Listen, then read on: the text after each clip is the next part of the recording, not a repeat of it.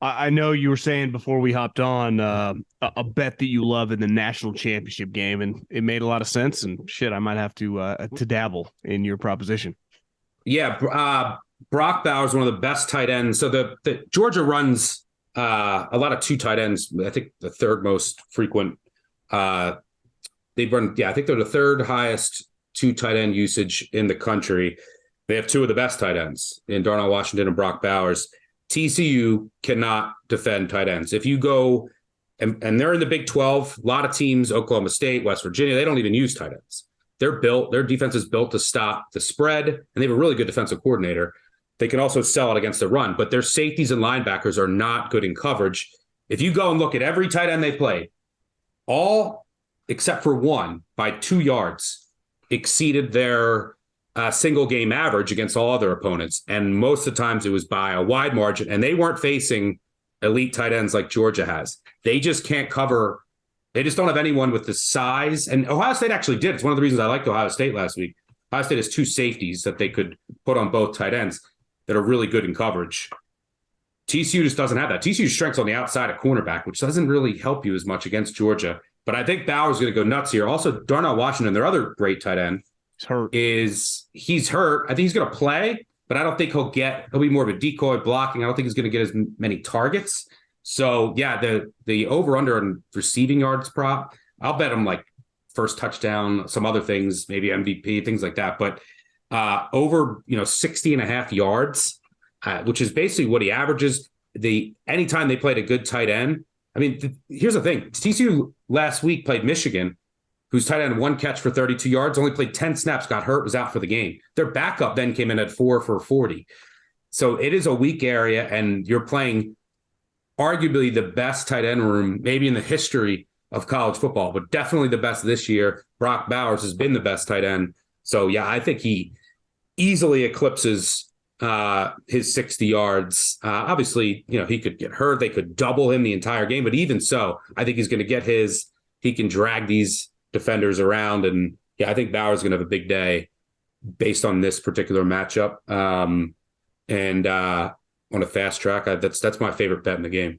The third tight end is also like an NFL prospect. I had a buddy who was like they were at the program scouting, and they were talking with the offensive coordinator, a couple scouts, and one guy asked him, like, why don't you just go to 3 tight ends basically every play? No one could hang with you. He's like, well, we would, but we don't want all of our wide receivers to transfer. So that's true.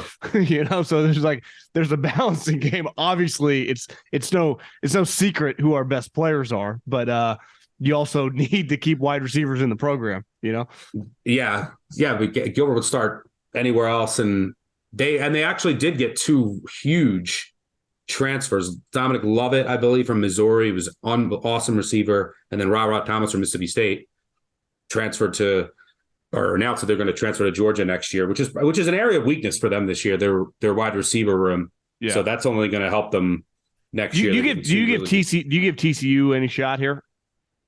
Yeah, I mean, they're going to have to. The Georgia defense is not as strong on the back end, and they don't get pressure. Like they are, especially after losing Nolan Smith, who's their best edge rusher. It's not. Well, I thought Jalen Carter he looked like out of shape, or like he'd been screwing around for a month. He was not good for a guy that's going to go. A lot of people think best pure player in this draft, skill wise. Yeah, look, Georgia's tight ends are going to have a day. They're going to be able to run it on TCU. And like, I think that TCU's strength of their corners, they have really good corners. They have like 4 really good corners in coverage. But Georgia doesn't rely on their outside receivers. So that kind of strength is neutralized a little bit, but the Georgia secondary is vulnerable. We've seen that a couple times this year, and TCU has pros. Quentin Johnson is maybe the best receiver in the country. So they're going to have opportunity. Terrell Owens, guy's a beast. Yeah. Duggan's legs. I mean, he's going to be running. He'll be running with reckless abandon. They're going to have to hit explosive plays. They'll have a chance to do that. They're going to have to win in a shootout, I think. So yeah, I give them a chance, but I think the line is about right. Well, exciting weekend of football, and then obviously it gets really interesting for the next month. Best time of the year. So Stuckey, enjoy the weekend. Enjoy betting, and I'm actually excited to watch Bowers. That's a good little MVP pick. I like that.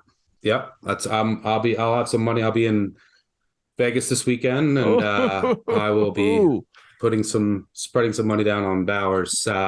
Big Brock fan on Monday night. Where are you staying? I always stay at Venetian. I actually might be staying at Aria this weekend. And I'll be at, let's see, if anyone is listening and is around, I'll probably be at Aria Saturday.